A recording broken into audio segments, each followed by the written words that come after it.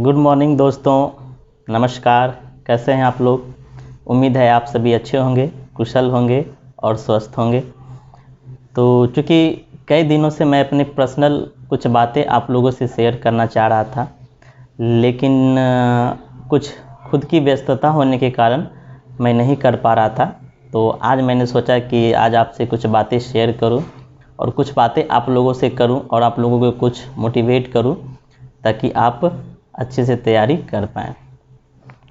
तो सबसे पहली बात तो ये है कि जहाँ तक आप लोगों को पता है कि 65वीं बीपीएससी मेंस की सूचना आयोग द्वारा दे दी गई है। उसके तिथि का प्रकाशन कर दिया गया है। संभवतः अगस्त के दूसरे वीक में समाप्त कर दी जाएगी, मतलब फर्स्ट वीक से प्रारंभ होगी और दूसरे वीक तक यह एग्ज़ाम समाप्त हो जाएगी। क्योंकि मैं भी इस प्रोसेस में हूँ और मेरी भी 65वीं बीपीएससी मेंस की एग्ज़ाम है। तो चूँकि इन दोनों जो है इन दिनों मेरी काफ़ी व्यस्तता चल रही है मेंस के एग्ज़ाम को लेकर, और इसी वजह से शायद मैं आप लोगों से लगातार कनेक्टिविटी नहीं बना पा रहा हूं और कुछ बातें भी आप तक नहीं पहुंच पा रही है। इसकी वजह है कि हमारी मेंस की जो एग्ज़ाम होने वाली है, तो अगस्त के सेकेंड वीक तक यह एग्ज़ाम समाप्त हो जाएगी।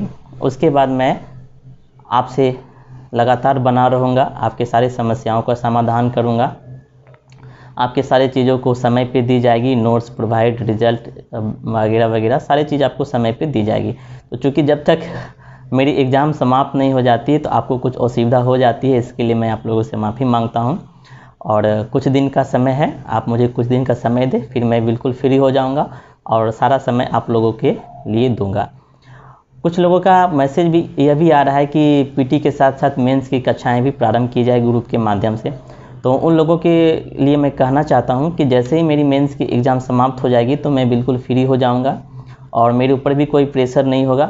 तो मेंस की एग्ज़ाम सेकेंड वीक तक जैसे ही समाप्त होती है तो मैं सेकेंड वीक से ही मेंस की कक्षाएं भी प्रारंभ कर दूंगा। मेंस के लिए ग्रुप भी बना दिया जाएगा और जो लोग भी मेंस में आना चाहते हैं, मेंस की तैयारी के लिए पीटी के साथ साथ, उनका वेलकम है, वे सभी आ सकते हैं। और पीटी और मेंस दोनों को साथ में लेकर करवाया जाएगा और सारी चीज़ें आपको बताया जाएंगे, कैसे आंसर राइटिंग करना है, क्या सिलेबस है, कौन कौन सी किताबें पढ़नी है। तो सारी चीज़ें आपको ग्रुप के माध्यम से जानकारी दी जाएगी।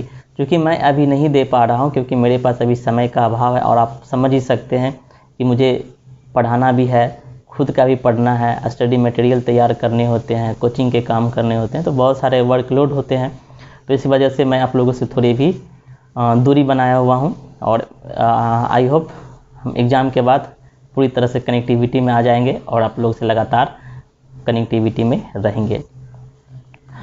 दूसरी बात मैं आप लोगों से यह शेयर करना चाहता हूँ, कुछ बातें मैं आप लोगों को बताना चाहता हूँ कि बात यह है कि आप लोग टेस्ट को जो है नियमित रूप से दिया करें, ठीक है। कंटिन्यूटी हमेशा सबसे बड़ा चीज़ होती है। आप यदि किसी भी प्रतियोगी परीक्षा की तैयारी कर रहे हैं तो सबसे बड़ी चीज़ होती है उसमें कंटिन्यूटी। जब तक आप निरंतरता को नहीं बनाए रखेंगे, कंटिन्यूटी नहीं बनाए रखिएगा, तो आप उस मुकाम को नहीं पा सकते हैं जिसकी आपने सपना सजाया है। तो सबसे बात मैं यही कहना चाहूँगा कि आप लोग नियमित रूप से टेस्ट सीरीज देते रहें और नियमित रूप से टेस्ट सीरीज में उपस्थित हों। इनमें मेरी खुशी है और आपकी भी खुशी शामिल है। और एक बात कि देखिए, सबसे बड़ी बात है कि सीखना जो होता है, किसी चीज़ को सीखना, यह एक जीवन पर्यंत चलने वाली प्रक्रिया है। ऐसा नहीं है कि हम किसी चीज़ को आज सीखें कल से हम नहीं सीखेंगे, ऐसा नहीं है। तो सीखना एक जीवन पर्यंत चलने वाली प्रक्रिया है। गर्भावस्था से लेकर मृत्यु अवस्था तक की जो चीज़ें होती हैं उन्हें सीखे जा सकते हैं और मनुष्य सीखता भी है। तो आप ऐसा नहीं समझें कि हम एक दो दिन पढ़ लिए, एक दो टॉपिक पढ़ लिए तो हम सारी चीज़ को समझ लिए, ऐसा बिल्कुल वहम ना पालें। कोशिश करें अधिक से अधिक चीज़ों को सीखने का, उसे परखने का, उसे समझने का। दरअसल यह बात मैं इसलिए बोल रहा हूँ कि कई सारे स्टूडेंट ऐसे सोचते हैं कि कुछ ही दिन में तैयारी करके मैं सारा चीज़ हासिल कर लूँ, तो उनके लिए मैं इसके पक्ष में नहीं हूँ। ऐसा बिल्कुल नहीं है। आप यदि किसी प्रतियोगी परीक्षा की तैयारी कर रहे हैं तो आपको समय देना होगा, आपको निरंतर अभ्यास करना होगा और यह एक लंबी प्रक्रिया चलेगी, आपको इस लंबी प्रक्रिया से गुजरना पड़ेगा। यदि आप चाहेंगे कि हम 10 से 15 दिन 20-25 दिन में तैयारी करके किसी एग्ज़ाम को पास कर जाएं, खास करके पीसीएस जैसे एग्ज़ामों को, तो यह पॉसिबल नहीं है। बहुत सारे स्टूडेंट कहते हैं कि हमने तो 1 महीने तैयारी की और पीटी मेंस दोनों पास कर लिए।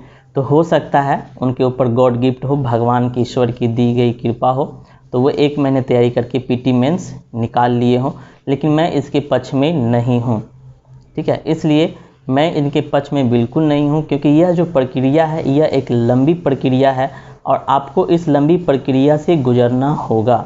आप यह बिल्कुल नहीं समझे कि 1 महीने या 2 महीने तैयारी करके मेरी तैयारी अच्छी हो जाएगी, मैं सारे प्रश्नों का जवाब दे पाऊँगा, तो यह वहम आप ना पाले तो अच्छा है।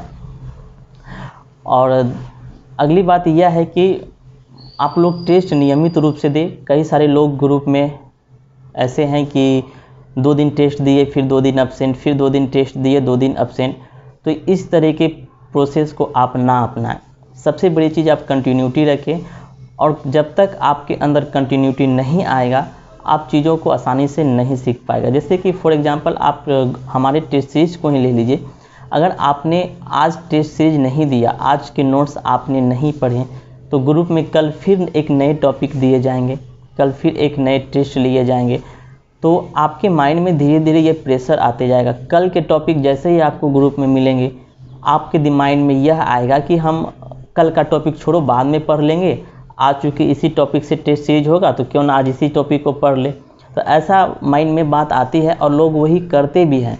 आपने कल के टॉपिक को छोड़ दिया और आज की टॉपिक को पढ़ा, टेस्ट दिया, फिर यही प्रक्रिया बार बार दोहराई जाती है। अंततः परिणाम यह होता है कि आपने पूरे सिलेबस का 40% भाग ही कंप्लीट किया और 60% भाग जो है वह आप कंप्लीट नहीं कर पाया, और वह आपके माइंड में एक प्रेशर की तरह बन जाता है, जिसके कारण आपको लगता है कि मेरी तैयारी अच्छी नहीं है। फिर आप क्या करेंगे, तो फिर आप सोचेंगे कि अब दूसरे ग्रुप ज्वाइन करते हैं, दूसरे क्लास ज्वाइन करते हैं, फिर वहाँ से हम शुरू से पढ़ेंगे। फिर आप वह उसमें ज्वाइन होते हैं, क्लास ज्वाइन करते हैं, नए टीचर को पकड़ते हैं, फिर आपने वही गलती को प्रारंभ करते हैं जो गलती आपने पहले की। फिर से आपने कंटिन्यूटी नहीं बना के रखा, नियमित रूप से प्रेजेंट नहीं हुए, क्लास से कक्षाएं को आपने अनुपस्थिति दी, प्रेजेंट नहीं हुए, तो इस तरीके से समस्याएं होती है। तो आपके प्रेशर दिन पर दिन बढ़ते जाएंगे, और चूँकि सिलेबस बहुत बड़ा है, अंततः आपको यह लगेगा कि हमने कुछ पढ़ा ही नहीं, और एग्ज़ाम नज़दीक आ जाएंगे और आप बिल्कुल अपने आप को नर्वस फील करेंगे, एग्ज़ाम अच्छा नहीं जाएगा, परिणाम आपके रिज़ल्ट देखने को मिलेगा। तो यह मैं उन लोगों से कहना चाहता हूँ, जितने भी ग्रुप के लोग हैं, आप लोग नियमित रूप से टेस्ट सीरीज में प्रेजेंट हों। ऐसा नहीं कि आपको ग्रुप में 1 घंटे 2 घंटे के समय व्यतीत करने होते हैं, मुश्किल से 15 से 20 मिनट आपको समय देने हैं टेस्ट सीरीज के रूप में, और वह आप दे सकते हैं, इसकी मुझे आशा है। दूसरी बड़ी बात यह है कि अगर आप, ऐसा नहीं है कि आपको जो नोट्स दिया जा रहा है तो आप वह नोट्स को पढ़ें तभी ग्रुप के टेस्ट सीरीज को दें। अगर आपके पास समय नहीं है तो आप नोट्स को नहीं पढ़ें, सिर्फ टेस्ट सीरीज को अगर आप देते हैं तो एक ही प्रश्न बार बार अगर आपके दिमाग में आते हैं तो वो प्रश्न आपके माइंड में सेट हो जाएंगे, और अगर एग्ज़ाम में वह प्रश्न पूछे जाते हैं तो आप उसे सही कर पाएंगे। तो अगर आपके पास समय का अभाव है तो आप बिना नोट्स पढ़े सिर्फ टेस्ट सीरीज को ही देते रहिए, लेकिन नियमित रूप से देते रहिए। तो आप लोग से मेरी यही आशा है कि आप लोग नियमित रूप से टेस्ट को दें, इसे नज़रअंदाज मत करें। यह मत सोचें कि मैं इसे अपनी भलाई के लिए कर रहा हूं कि आप लोग टेस्ट देंगे तो मुझे अधिक से अधिक पैसा आएगा, ऐसी बात ही नहीं है। मैं आप लोगों के लिए कर रहा हूं कि अगर आप कंटिन्यूटी के साथ टेस्ट दे कर देखें आप में क्या परिवर्तन आता है, यह आपको देखने को मिलेगा। कई लोगों से मैं काफ़ी खुश भी हूँ ग्रुप में, और उसका मैं काफ़ी अभिवादन करता हूँ, अभिनंदन करता हूँ, स्वागत करता हूँ, और उनके इस हौसले को मैं सलाम भी करता हूँ। जो कि ग्रुप के एक सदस्य के द्वारा मुझे जानकारी मिली कि एक सदस्य है जो कि जिनका कि अभी हाल ही में नाइट ड्यूटी कर दिया, मतलब जॉब में है वो, उनकी नाइट शिफ्ट लग गई थी। तो वे क्या किए कि नाइट ड्यूटी हो गया तो उन्हें टेस्ट में समस्याएं होने लगी। तो उनके द्वारा क्या किया गया कि वह नाइट ड्यूटी के दौरान जब जाते थे तो अपने पैकेट में एक पेपर और एक ब्लैंक पेपर और एक पेन ले करके जाते थे, और जैसे ही हमारी टेस्ट सीरीज प्रारंभ होती थी वह किसी भी स्थल पे होते थे, वह पेन और पेज निकाल करके टेस्ट सीरीज देख करके मुझे आंसर शीट भेज दिया करते थे।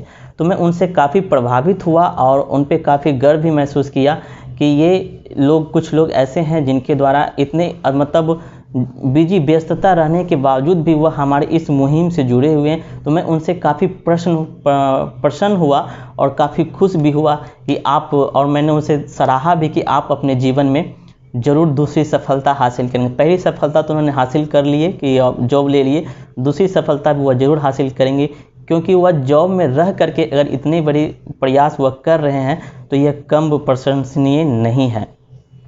वे लोग सोचे जो कि घर में सारा दिन मोबाइल टिकटॉक करते रहते हैं, उन लोगों से मुझे नफ़रत है, क्योंकि आप उतना देर अगर अपने पढ़ाई पे करते हैं तो आपका कुछ उद्देश्य पूरा हो सकता है।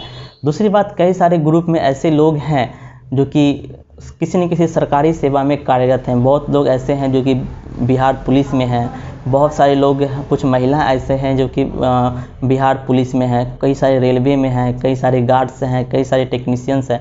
तो ग्रुप में कई सारे ऐसे लोग हैं जो कि सरकारी सेवा में कार्यरत रहते हुए अपने 12 घंटे की योगदान देते हुए भी उस ग्रुप में नियमित रूप से उपस्थित हैं। तो आप लोग जो नए हैं, जो घर में दिन भर बैठे हुए हैं, पढ़ नहीं रहे हैं, वे इन बातों को ध्यान से सुने और इन बातों से कुछ सीखें कि पहली बात तो उनके द्वारा एक जॉब ले ली गई है, और दूसरी बात उनके द्वारा लगातार यह प्रयास भी किया जा रहा है कि हम इससे और बेटर करें। तो आप अपने आप को आंकिए कि हम इस श्रेणी में कहाँ हैं। तो आप अपना समय ज़्यादा व्यर्थ ना करें, फोकस करें अपने नोट्स को, अपने टेस्ट सीरीज को नियमित रूप से दे। तो मेरा इस वीडियो बनाने का उद्देश्य आप लोगों को किसी तरह से आहत पहुंचाने या आपको डीमोटिवेट करने का नहीं था।